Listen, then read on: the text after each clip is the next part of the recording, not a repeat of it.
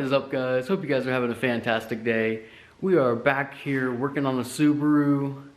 I've got quite a bit to do. I'm gonna put this block back together. I got the heads back from the machine shop and everything, and it's pretty cold outside. I'm feeling a little bit of a tickle in my throat, so I'm probably gonna try not to be out here in the cold for too long. But I just need to run to the shop really quick, pick up some tools, run to AutoZone, and pick up some RTV and some other fluids and stuff like that. But we're gonna get into it really quick.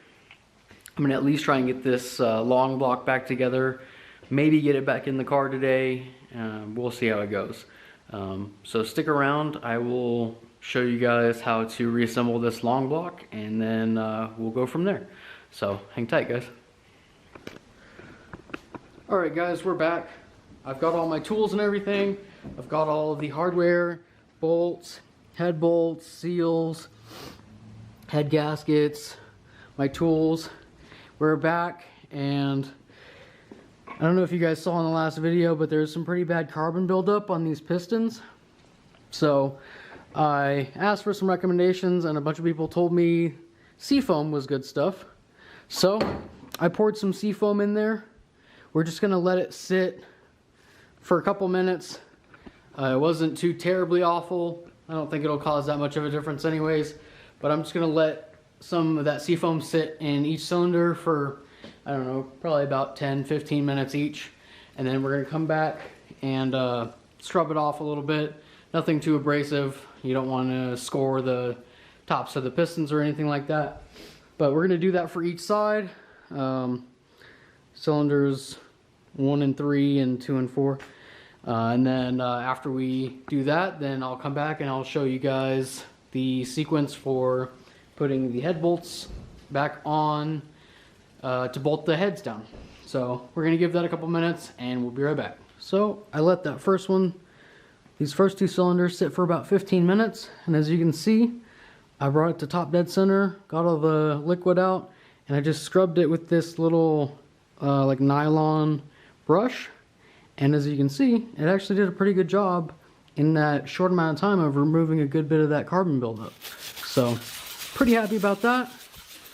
Gonna give it a good wipe down, do the same thing to that cylinder, and then the same thing to the other two. And then we will get to putting the heads together. All right, guys, I turned it over, so it's gonna be a little hard to see.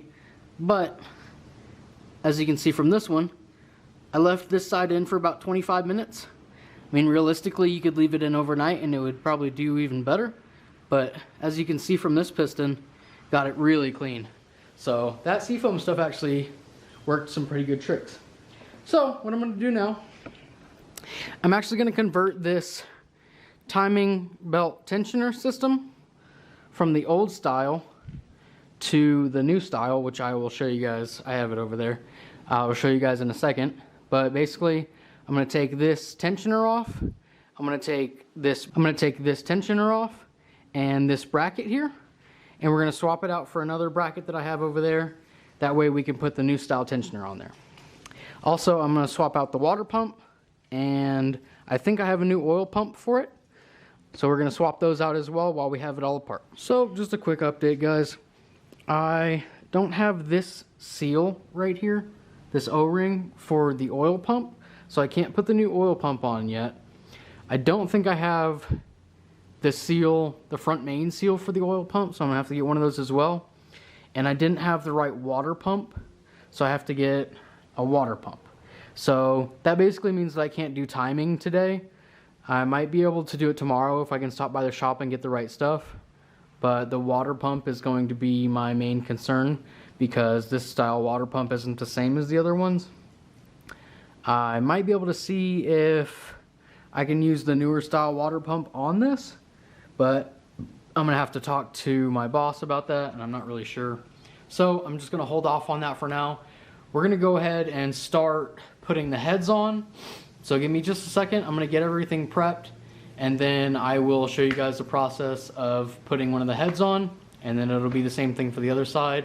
As you guys can probably tell, this is like a part 2 to the previous video that I did. I'm not going to go super in depth like I did in the last one, just because not a lot of interest was shown in that long of a video with that much detail, so I'm not really going to bother with it. If you guys want to see it in the future, let me know. I'd be happy to do it, but I'm not going to waste y'all's time. So let's get this tensioner bracket on, or actually I'm going to wait to get the water pump. But yeah, let me get everything prepped and we'll start putting one of these heads on. All right guys, so head's ready to go back on. One important step is to take a razor blade and completely scrape down your mating surface for your head here. Another important step is when you're putting your head gasket on, make sure this little coolant passage lines up with your coolant passage up here on your block.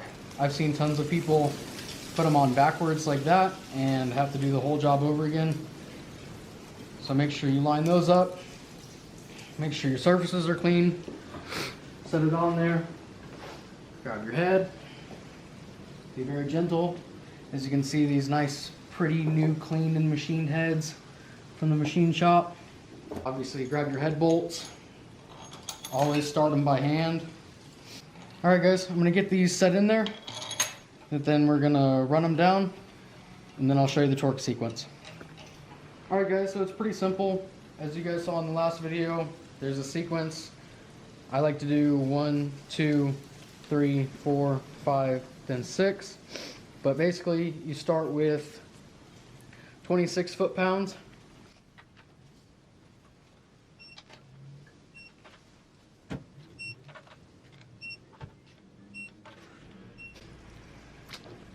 Now that you've got 26, you want to go ahead and step it up to 52.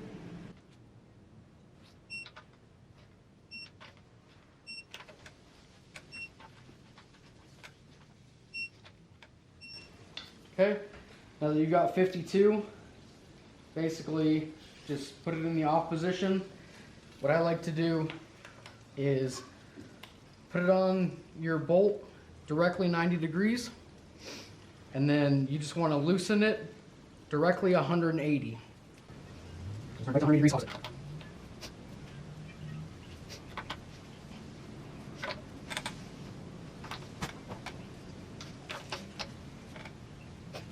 Now that you've done your loosening sequence, you want to go ahead and put them back on to 26 foot-pounds.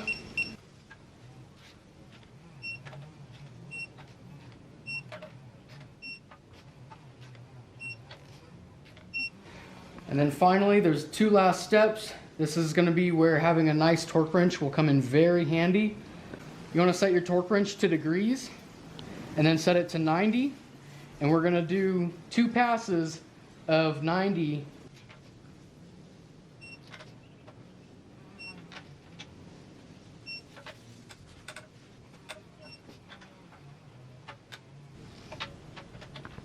Then we're just going to do 1 more pass of 90 degrees. And that'll be torque for that. All right, guys. Another very important piece of the puzzle, your half moon seals. Don't forget those if your heads have them. You wouldn't want to get your valve covers all the way back on and the engine back in and realize you don't have your half moon seals. What I like to do is put just a tiny bead of Permatex Ultra Black. This is the gasket maker that we use for pretty much everything. This is my favorite stuff, and then this little squeeze can is super convenient.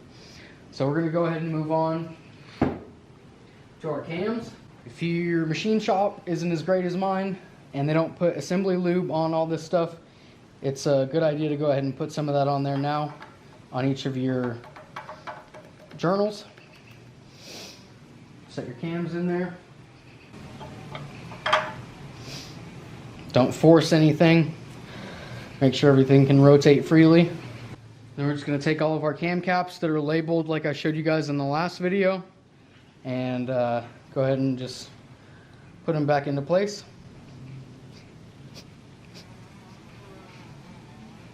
Alright guys, so since I don't have the right cam seals, I'm not going to tighten these front caps down, but these basically get tightened down to I think about 7 foot-pounds, so hardly anything. But these rear ones I can go ahead and tighten down, and they get tightened down to 15 foot-pounds. So I'm going to go ahead and tighten these.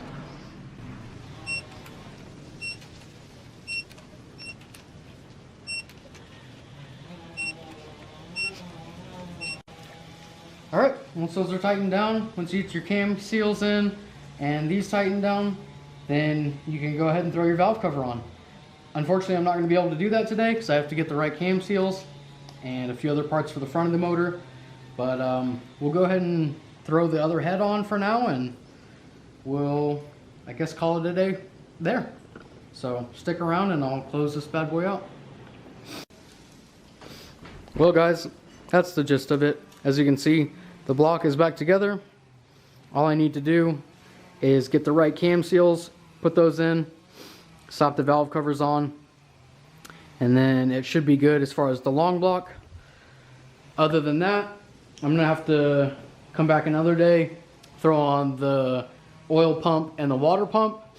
I will maybe try and pick up the water pump today when I go to AutoZone, or actually not AutoZone, but I'll see if I can get one from O'Reilly's or something like that. But as far as that goes, the long block is pretty much back together. That's the gist of how to do it. I'm gonna go ahead and call it today for today's episode. I will come back to it when I get the rest of my parts all lined out, and I will show you guys installing the rest of that stuff and, you know, just basics on how to put all that stuff on. But I think we're gonna call it for today. Appreciate you guys watching. If this helped you guys in any way, definitely let me know. Let me know what you guys want to see next. I got the WRX over there back from paint and everything. It's looking pretty good. There's a few things I got to clean up on it. I'm actually going to pick up the battery for it right now because it tested, it wasn't charging. But other than that, guys, I appreciate everybody watching. Definitely leave a comment down below whether this helped you or not. Let me know what you guys want to see next. And I will be back in the next episode to finish putting this bad boy together for you guys, and I'll show you the rest of it. So appreciate you guys watching. Like, sub, comment, all that good stuff if you haven't already, and we'll see you guys in the next video. Peace.